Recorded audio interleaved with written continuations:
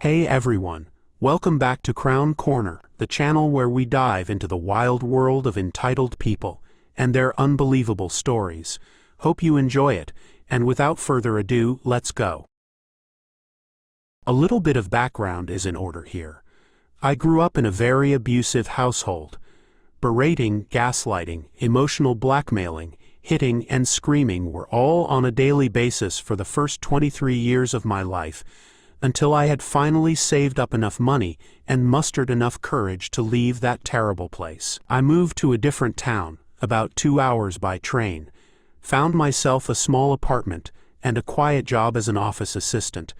I also started therapy as soon as I settled in to become more of a person instead of a big pile of garbage, which my parents made me believe I was. Unpacking all the baggage wasn't easy, and in the first 2 years of therapy, I was a wreck. I was high-functioning but still a wreck. I was diagnosed with complex post-traumatic stress disorder, depression, anxiety, and a couple of other conditions on top. I was fortunate enough to have such understanding colleagues, and at least didn't have to worry about my job or income on top of everything. With that out of the way, let's get to the actual encounter. It was about 10 months after my move. One Saturday, after a really long crying episode, I went to the fridge to find out it was empty, save for a lone pickle in a jar, and I needed to go get some groceries if I didn't want to live on crackers and pickle water. I totally wasn't in any shape to go anywhere where there might be other people, but it was my fault for postponing the trip for so long. So I just pushed myself to get dressed, brush my teeth and hair, grab a shopping basket, and go to the nearest supermarket, which was incidentally the same chain I was working in part and full-time when I was still living with my parents in the other town. This really wasn't surprising since the chain is in like every bigger town. So I walk into the shop, already shaking and anxious, and trying not to attract any attention to myself whatsoever. I grab a bit of produce, a carton of milk, several packets of ham and cheese, some yogurt. I am almost done. Just a bag of sugar, some pasta and ketchup, and I can bolt to the register, I am telling myself, when someone taps me on the shoulder, and I am immediately triggered, meaning most of my systems shut down in order not to do something stupid. I slowly turn around to see an angry-looking woman who could be my mother, which is acting as another trigger, nervously tapping her foot on the floor. Can I help you? I manage to get out through the fog because my polite system stays operational at all times. About time you noticed me. I've been talking to you for about 3 minutes by now. Where is that coffee that is supposed to be on sale? It takes me a while to process what she was saying and formulate an answer. I don't know, I don't drink coffee. What do you mean you don't drink coffee? I didn't ask you to drink it, you dimwit. I asked you where I can buy it. At this point, the lady is practically screaming at me, at which point I start to back away from her, and then everything goes blank. The next thing I knew, I was staring at a hospital ceiling with a throbbing pain at the back of my head, and a nurse leaning over me asking me how I am feeling, to which I am asking her what day and time it is and what on earth happened. She frowned and said, "It's Sunday, 8 p.m., and apparently you hit that shelf pretty hard." I just let myself fall asleep again, because I seriously wasn't in any shape to think straight at that point. On Monday, my therapist came, helped me call my workplace since I definitely wasn't coming to work for a couple of days. Then 2 police officers came in to take my testimony and ask if I want to press charges, which has taken me aback. Like me suing someone, for what? Apparently, after I started backing away from the woman, I shut down for good and started frantically pleading with her to please not hurt me, while she continued to scream and close in on me, until I could not step back any further, at which point she got so upset she grabbed my shirt and yanked me to her to be close to my face, to which I have instinctively reacted by pushing her away with as much force as I could. Since she didn't expect retaliation, she lost her balance, let go of my shirt, and we both went backwards. She landed on the tile floor, bruising her bottom, while I hit the shelf behind me head first. The security guard and one of the employees got there at about the same moment, so they saw us fight and fall. The security guy went to help the angry woman, still screaming at the top of her lungs that she wants me fired for being rude, while I was curled up on the floor, hands around my bleeding head, crying and promising, "I'll be good, just don't hurt me anymore." Anyway, police and paramedics came. Officers scooped up the angry woman after seeing the camera footage, while paramedics scooped up me and got me to the hospital with a fine brain concussion. It turned out that the angry woman was originally from the same town as me and saw me working at the supermarket there regularly. So when she happened to be in a different town, it didn't occur to her that I am not working in that particular store. And since she was somehow acquainted with my mother, who most likely told what a piece of garbage I am, she treated me accordingly. Or at least, that's my conclusion. To this day, I am not aware of any other interaction between us than this. I ended up pressing the charges after consulting my therapist. I think the angry woman got charged with assault, destroying property, and something I don't really remember and apparently didn't bother writing down, and ended up in jail for 2 years since I got a head injury.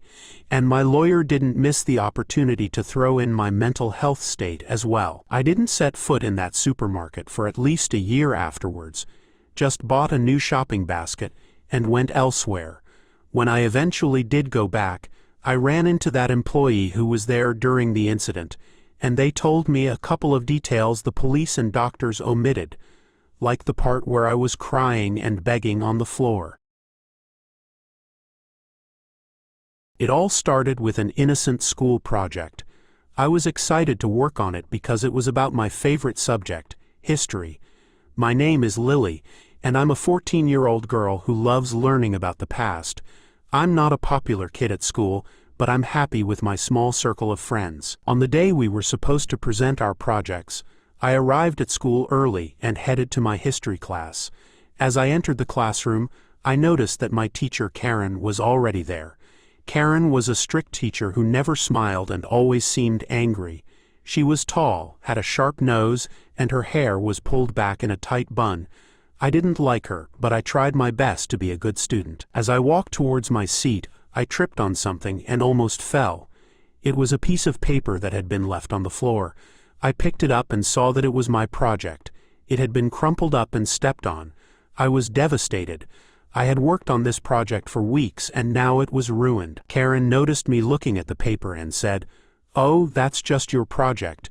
It wasn't good enough, so I threw it away." I couldn't believe what I was hearing. I had worked so hard on it, and Karen just threw it away without even giving me a chance to present it.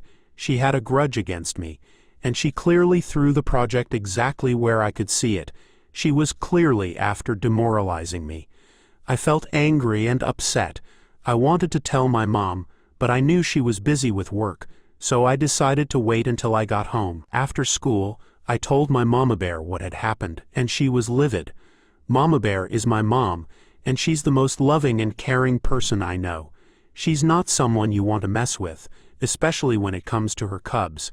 Mama bear is a lawyer, and she knows how to handle difficult situations. The next day, Mama bear came to school with me. She asked to speak with Karen and demanded an explanation for what had happened to my project. Karen was rude and dismissive, telling my mom that I hadn't put enough effort into it. Mama bear wasn't having any of it. She told Karen that she had no right to throw away my project and that she needed to make it right. Karen became defensive and the situation escalated. Mama bear called the principal and the three of them sat down to discuss the issue. During the meeting, Karen continued to be rude and uncooperative. She refused to apologize or make things right. Mama bear kept her cool though. She presented evidence of my hard work and dedication to the project. She also explained how Karen's actions had hurt me emotionally and affected my academic performance. The principal listened to both sides and decided that Karen was in the wrong. He gave her a warning and told her to apologize to me and to my mom. Karen refused, and that's when things got even worse. Mama bear decided to take legal action against Karen. She filed a complaint with the school board and reported Karen's behavior to the local police. Karen had broken the law by destroying my property, and Mama bear wanted her to face the consequences. A few weeks later, Karen was arrested for destruction of property and disorderly conduct. She lost her job and had to pay a fine. After the incident, Mom and I became even closer. She always had my back, and I knew that I could count on her no matter what. I felt empowered, knowing that I had a strong and fearless mother who would do anything to protect me. My girlfriend was having issues with her micromanaging boss, and made me remember this orchestrated malicious compliance we did back around 2003-04 when I was working for a consulting company. The client we were working for was a bank that had us working from the -2 basement, which consisted of a warehouse full of ATM replacement parts, and another retrofitted warehouse with desks for us. You can imagine the type: flickering neon lights, ventilation columns, and the only thing resembling a window was a poster of a window the consulting company hung up on one wall. Cell phones weren't that common then. Internet was kind of available, but everything was blocked because of the bank's firewall. We had to access Google via IP address. Working there was hard. The only distraction was having a talk around the water cooler and going upstairs to get a coffee. We were like 30 people, split into 2 big teams doing COBOL, and 1 smaller one doing web, .NET, and whatever else somebody asked the manager to deliver. I was part of the smaller one. The client asked us to track how long it took to finish each task. This was handled by each of the 3 team leaders, and people had a little bit of leeway on how to report hours spent. So each team member would tell the team leader whenever a task was finished, and how long it took. It worked pretty well because team leaders were relaxed, and the guys were serious and didn't slack much. The manager, let's call him micromanager since he was all about micromanaging but also because he was quite short, calls me. I was kind of a jack of all trades back then, and my team leader, let's call him Too Long because he was very tall, one day and says, "Look guys, I have a feeling we are not working hard enough. I need to be able to report the exact amount of time we spend on each task to the client.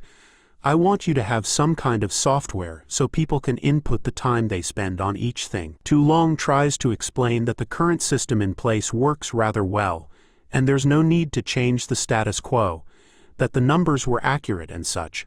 Micromanager says that it's not enough, that people are wasting time, and he wants accurate tracking. I was like 22 to 23 at that time, first job, but Too Long had a knack for malicious compliance, so he designed the system. It consisted of a little traffic light in the taskbar. Red meant you were assigned, yellow meant a temporary stop, green meant unassigned. In order to change from one color to the other, a pop-up appeared, and you had to input the reason for the change. Then we created a web page that summarized and presented the data anonymously. It also had an export button so Micromanager could check and use it to report himself, faster than how the team leaders were doing it. At least, that was Micromanager's idea. We installed this on every computer and showed how it worked to Micromanager. He was happy and told us to explain the system to the team in order to start the trial run of the idea right away. So we did. Too Long gathered every single team member and told them that Micromanager wanted an exact tracking of each one. He repeated the word exact time and time again, like probably 50 times in 5 minutes. He also said that the next day would be a trial run for the software. So 30 team members understood right away and complied, in an exact way. Here's an example of some of the things I remember. I might remember some of these ones a little embellished, it's been a while, as highlights from the report, with time added up, after the trial day. Arrival, taking coat off, no hanger available, tried to hang it on top of other coat, both fell. 5 minutes. Cough attack, had to get a glass of water. 5 minutes. Joke, morale booster. 2 minutes. Lost track of thought, realized I was looking at the poster of a window instead of a window. 3 minutes. Gone to the toilet. This was like 400 minutes or so, 30 people, 2 times in the day or so. Discussing last night's football match. 50 minutes. Air too cold, so I had to ask maintenance to up the temp. 4 minutes. Somebody asked to up the temp. Now everybody is sweating, had to ask them to lower temp. 2 minutes. Inputting change of state in traffic light app. something like 2 hours in total. And the list kept going and going and going. The real data was also there, but it was practically unusable. Before leaving the office, Tu Long called his team, and we had a really good laugh reading the list. The next day, when we arrived, Micromanager called Tu Long, told him something, and Tu Long asked me to uninstall the traffic light app from every computer. This happened about a year or two ago. I used to live in a community where sometimes one could get signed up for events that a group of people would go on together. And during the Halloween season, several of us wanted to go on a hayride. As it was my last year before I moved out, I decided to go too. So myself and a handful of people went to this hayride, though I am not close to any of them. Upon getting there, it is a pretty normal trip. We had a group leader who was in charge of tickets. We had someone in charge of snacks and such. And somehow, I ended up being in charge of calming people down if they got too scared. There was this one girl who lived next door to me, and wanted to go, but was a huge chicken, so she was already clutching my arm scared. I would pat her head and say soothing things, and pretty much explain what all the scary things were, or pretty much deny they were there for her. This calmed her down, but yeah, she was still clutching my arm. This continued on to the hayride. I was trying to calm her down, as she was already spooked, and complimented her for trying so hard to learn about something new. Seriously, this girl had no clue about hayrides, and wanted to know because people kept raving about them. She only stopped when we saw a young woman and man get onto the hayride with children that were clearly too young for it. For goodness sake, she was nursing the smallest one, while we waited for the ride to start. The family sat next to me near the front of the hayride. This was a tactical sitting since fewer scarers stuck around the front part. Yes, you get scared first, but if you have a good eye, you can spot the scares before they happen. So I looked at the small children and said, "Hello, how old are you two? Are you excited? Do you watch horror?" I asked, trying to gauge their possible fear level, since what scared me more was if I was going to be with constant screamers. The girls smiled. "I am 5, said the smaller of the two first. "I am 8. "Mommy said we were strong kids," said the bigger of the two. The mother and father were not paying attention to their kids at all, and were talking about the ride to each other. I sighed, knowing I was going to not have a fun ride. I already had to calm down one person. I was now worried I would have to calm down more. My neighbor clung to my arm, whispering her fears in my ears as the hayride shook about going down the path. We came to the person who told us about the ride and its rules. I felt small hands creeping onto my other arm and one of my legs. I sighed. This was my fate. Nothing scary yet, and now 3 people were clinging to me scared. Why? I don't know. I explained to them that person was not going to do anything to them. After the introduction, the hayride really started. Whoosh, flames from the first scare part. A trio of screams as I became sandwiched between 3 people clinging to me as they screamed. I reassured them and sighed. The 8-year-old was clinging to my arm. "Excuse me, if you are going to cling to me, can I have my one arm free? You can grab my waist or my jacket or even my leg. I need to be able to signal that you are too scared to the staff if you or the others are." I would tell her, but she hasn't let go even when I did tell her. The girl grabbed the waistband of my jacket and curled up under my arm, as her sister now climbed onto my lap, hiding her face in my chest. I waved to the parents. "Your children are scared. Want to do something about it?" I called over to them. I did this a few times during the calmer moments, but when there were scares, I was calming down the 3 females clinging to me, 2 of which were kids that I didn't know and my full-grown adult neighbor. The parents ignored me each time I tried to get their attention, so I gave up after a while and focused on the fact that the girls clinging to me were terrified. I did each of my tricks to calm down the trio. I spoke kindly and softly. I explained things and even told them when not to look. When scarers jumped onto the hayride, I would give them the no scare signal which I had asked one of the ride operators about beforehand. They were very nice and understanding. I even acted scared with them, so they didn't feel foolish. Got to say it was exhausting and not fun. The hayride ended after an hour or so, not sure. It felt like forever to me. The people started to get off. That was when the parents noticed their kids at last. "Kids, you can let go of the worker. The hayride is done. "Did you have fun with the nice Scaremaster lady?" said the father. The girls let me go and thanked me. "Excuse me, what? I don't work here," I said, but the father and mother were not listening. They were already walking off with their kids who were waving bye to me. I had no idea what they were thinking. I struggled to get off as my neighbor was still clinging on to me, crying. Not sure how she was more scared than the kids and was still scared. An employee asked me how the ride was as I got off. "Apparently I work here, so it stunk. I didn't get to enjoy it at all thanks to." "Glad you had a great time," said the employee, before they went to ask another person what they thought. My neighbor and I rejoined the group from before. "Didn't know you were meeting friends, you should have told us." "I wasn't. They thought I worked here. Can we go home now?" I asked, more tired than I should have been. When I got home, I found marks on my arms, legs, and torso from the trio clinging to me too hard. In the end, no one really listened to me, and I didn't get to enjoy anything. So yeah, next time I am going with a friend only. The kids were nice though. Disclaimer: Taco is my autistic and very sheltered roommate. The story begins with me, a 30-year-old male named Oliver, moving to North Dakota to distance myself from my family. Meanwhile, my friend Taco, who was experiencing numerous problems back home in Mexico, expressed a desire to join me in North Dakota. After some time, I was finally able to purchase a house and offered Taco a room to start afresh. I made it clear to Taco that the journey ahead wouldn't be easy and emphasized the importance of finding employment and working hard.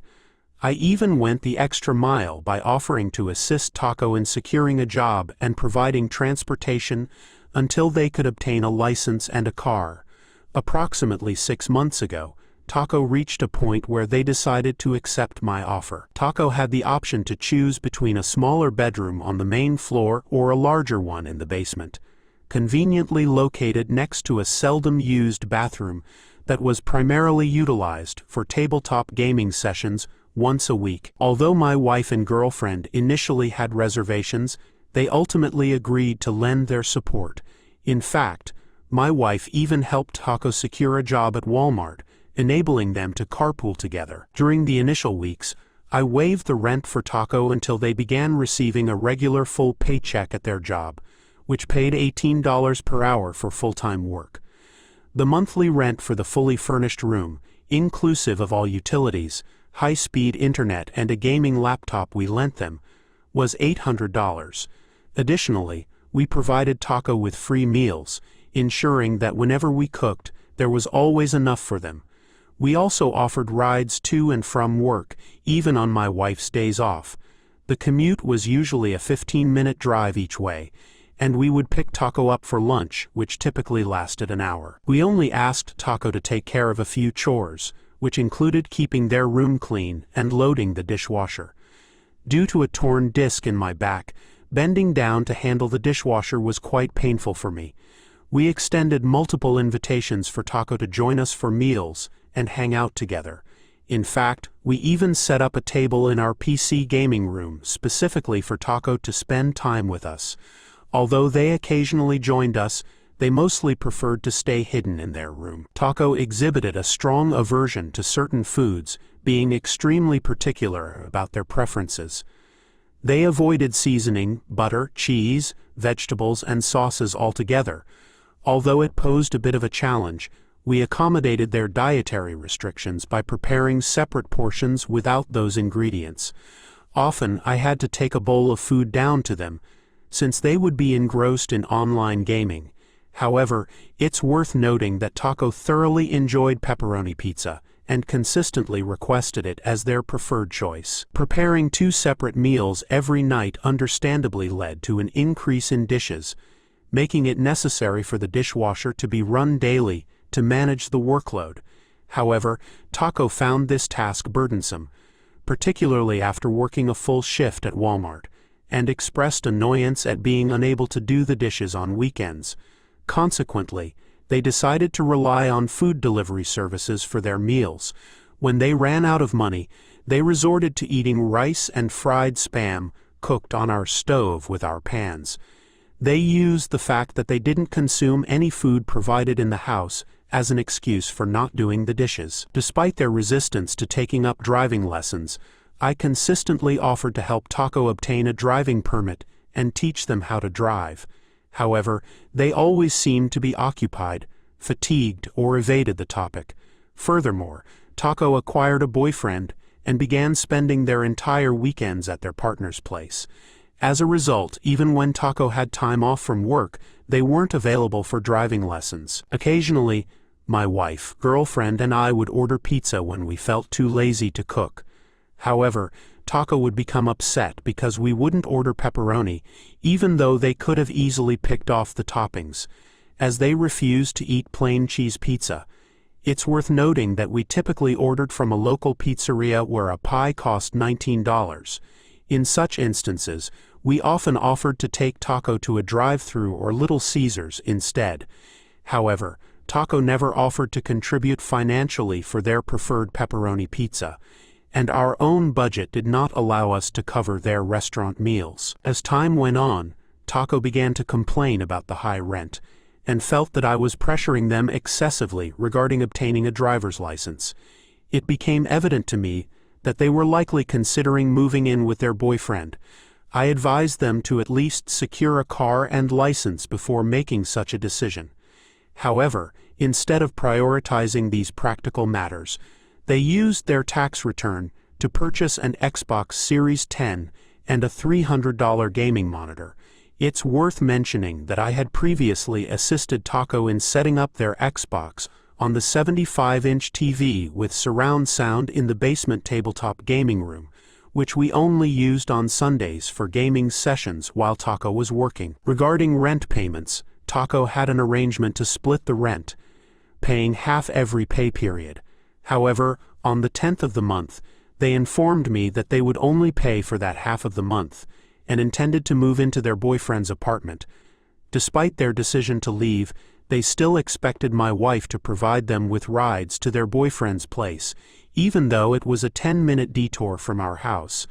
I agreed to their request, stating that if they paid for the half month, we would still offer transportation assistance and even help them move their belongings when it was my weekend to do so. If that was their preference, I was willing to accommodate it. On Friday the 13th, when I asked Taco for the rent, they became angry. Subsequently, they embarked on a 3-hour-long rant, sending me multiple lengthy texts outlining their grievances. They accused us of being inconsiderate towards their needs, claiming that we forced them to do dishes despite not using them, and consistently pressured them about obtaining a driver's license.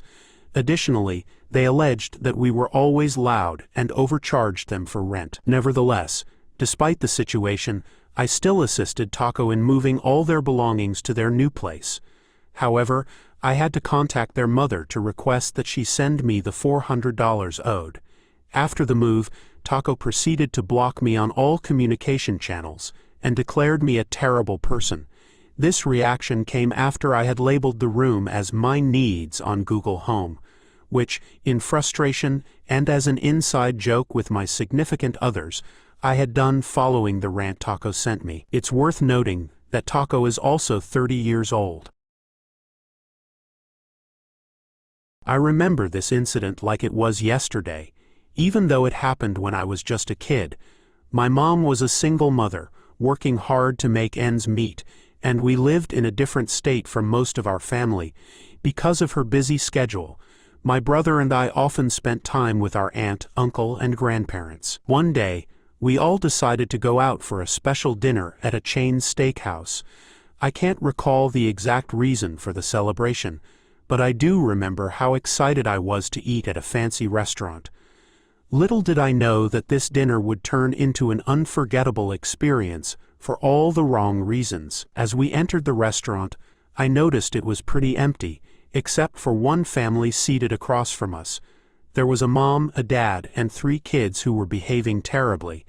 The parents were constantly arguing with each other and the poor waitress, while their children ran wild. "Mom, kids, please sit down and behave." Me, "Okay, Mom." My brother and I sat quietly, watching the chaos unfold.